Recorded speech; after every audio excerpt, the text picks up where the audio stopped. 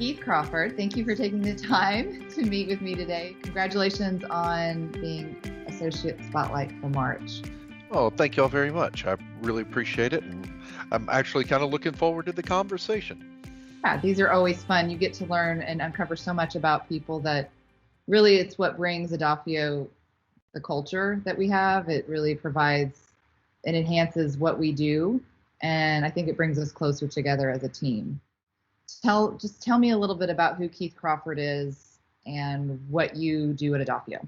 In the professional sense, I started in this industry as a network engineer and I've spent almost 20 years in the consulting and services of arena. From that, I have always had an interest in security. Back in the day, security, the only thing we knew about it were firewalls and VLANs. From the network infrastructure perspective, was interested, and then over time, learned more about clients and doing it in a sustainable way and documentation and just a lot of other things I kind of naturally gravitated to.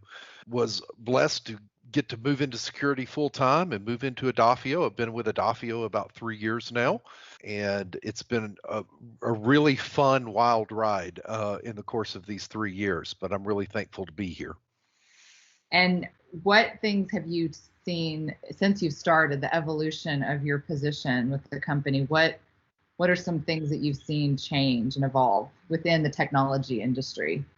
I think in just the last 3 to 5 years, obviously the adoption of the cloud, especially in our region and in our marketplace, I think even 4 and 5 years ago, there was a real hesitancy around that. And in many ways, that's become the default answer. And I've seen that from, client leaderships, like crossing generational boundaries, even in decision making with clients and such. Been an incredible game changer. The technology that we're running on these days, I think, had this COVID situation happened even 3 or 4 years ago, I think we would have been in a very different space. Quality of internet connections, video streaming, delivery apps, mobile apps, all this sort of infrastructure had to kind of be there, that we kind of take for granted until we, have to rely upon it to keep the world running. Our technology is spreading and getting more diverse, and our data's all over the place, and those really do a lot to keep us working and to enable us to work anywhere. I was kidding that I was helping a client over the weekend from a hammock, but that comes along with a lot of security challenges. And it's not about saying no, it's about saying yes, and to help an organization figure out how we do that and what sort of things we want to put around that. Then, of course, from the security side, our landscape just continues to change. It almost seems like we're in a period of hyper evolution. Yes. With the threats that we're seeing. Nation state aspect of our industry continues to become a bit more problematic. Nobody told me I was getting into that realm when I got into cybersecurity. Those things they don't tell you in the introduction to cyber, that one day you'll be muttering a foreign country's name under your breath while you work all day and all night. So lots of changes, but as long as you're curious and not burnt out, it's a phenomenal place to be. Right. I guess it's an evolution of constant learning, and that is always a fun thing. As long as you're, if you're not growing, you're dying. Well, in cyber and technology, you should be thriving. That's exactly right. Earlier in my career, when I would run across other individuals in the technology field that were somewhat resistant to change, and I would just think, I think you might be in the wrong business if you like to kind of hold on to where you're at. And I think it feels especially true in cybersecurity, but I think it's just the nature of the beast. Curiosity is key. It is key. What is it that you like most about your job? It's the curiosity and the digging, but does it go further than that? Yeah, I am really a people person when you boil it all down. So I remember, my interest in computers goes back, a long, long time. And when I was in high school, the only computer job there was computer programming. And I remember thinking I did not want to be a programmer because I didn't want to sit in front of a computer all day. Little did I know. You'd be sitting in front of a computer all day. Yeah. It's one of the reasons I've been in the services and consulting side for so long.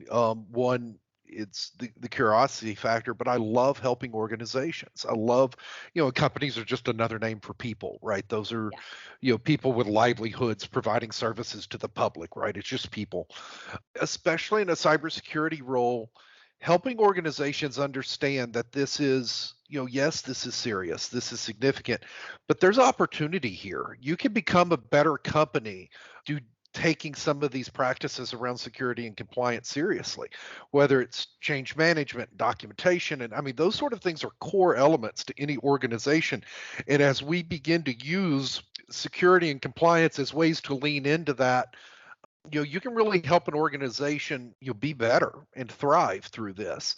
So I love seeing an organization that gets it, and I love knowing that I'm doing at least a small part in keeping an organization to take care of their patients, their customers, their client, because they didn't suffer an attack, or they didn't suffer such a serious situation, when they had it. They either had preparation and prevention, or at least had resilience in planning to know what happens. And so I find that at the end of the day very fulfilling. We can come alongside from a technology standpoint or a cybersecurity standpoint and help enable that organization to succeed and do what it is they do. What is the best career lesson you've learned so far? Say the thing that probably continues to be a top of mind driving force is, when in doubt, just tell the client the truth. And that seems like such an easy thing to say, right? Just have integrity. It's a core value of ours.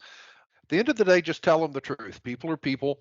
Do your best, tell them the truth. And I would rather a client leave a conversation with me not liking what they heard, but knowing that they heard the truth. Well, and especially in what I would say our regional culture and marketplace, this is a relational business. People do business with people they trust and they like at the end of the day. And I've had to tell clients, not just at Edafio, over a course of career, where something we messed up or what happened. If you can tell the client the truth, they'll work with you, they'll trust you. But if you harm that trust or whatever else, that's extremely difficult to repair. Mm-hmm. What do you like to do when you're not working? Continually drawn to things that take me outside and get me out of screen. For both myself and my family, we're very easily drawn to the streaming service and the game system and the tablets and such. I think that's just kind of normal American middle class culture at the moment.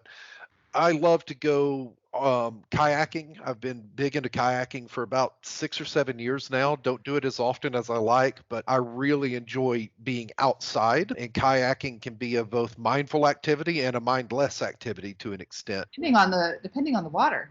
Yeah, well, and I stay away I don't do white river kayaking. I'm kind of what they call a touring. I like flat waters and backwaters and bayous and those sorts of things, where if I want to focus on my paddling and be mindful, I can. And if I want to just drift along and look at sticks and birds and turtles, I can. We've also now gotten into RV camping. You have an RV? We bought an RV in 2020. Congratulations. We got to the point where we'd been talking about camping for a while. I was a tent camper growing up, and I tried that with a family, and that didn't go over well. So yeah, we ended up buying an RV and got out and started camping last year, and it's been a journey. We've learned a lot, but it's been a real experience. There's just nothing quite like just being out and watching the kids feed swans or play with sticks and build campfires and such. What is one fun fact about you that many people may not know? I'm probably a little rusty now, but I am very adept at firing Civil War artillery. Really? I am. My son would love that. It's it's an incredible lot of fun. I had the opportunity to join a Boy Scout Explorer group. As part of that group, we did historical reenacting, and we would set up at state parks and do historical narratives and old state houses and battlefields and those sorts of things to help teach people, the history and the context for both sides, both blue and gray, to help them try to understand what life was like at that time. 15-year-old boy, when you get to pull a rope and 1.5 pounds of gunpowder explodes out of a cannon, you're hooked. This day, the sulfur smell of gunpowder is one of my favorites. And I've done some really interesting things with artillery. It's a lot of fun. If you can blow 60 pounds of gunpowder on a weekend, I highly recommend it. I imagine it takes some of the the aggression out of a bad day too. Like it can just Yeah. really. A funny quick story is I was having my hearing checked and he's like, well, your hearing's good. There's just this little bit right up here at this, top end type level where you've got a little bit of loss or whatever else. And he said, well, did you listen to loud music or anything like that as a kid? And I was like, I kind of fired cannons for 6 years for fun. And he was like, that would do it. Wear earplugs. Do you have a motto or a quote that you live by? My dad telling me years and years of growing up that actions speak louder than words. And for myself, that has a very spiritual context and a very physical context to me. I can say I believe one thing or say I think one thing, but if the actions don't bear that out, there's a disconnect there. And you've got to give yourself plenty of grace and grace to yourself and grace to those around you. It's like Maya Angelou, she's my favorite poet of all, and I live by so many of her quotes. One of them being, when people show you who they are, believe them, which is similar. Exactly it's right. exactly what it is. It goes to that right. same line.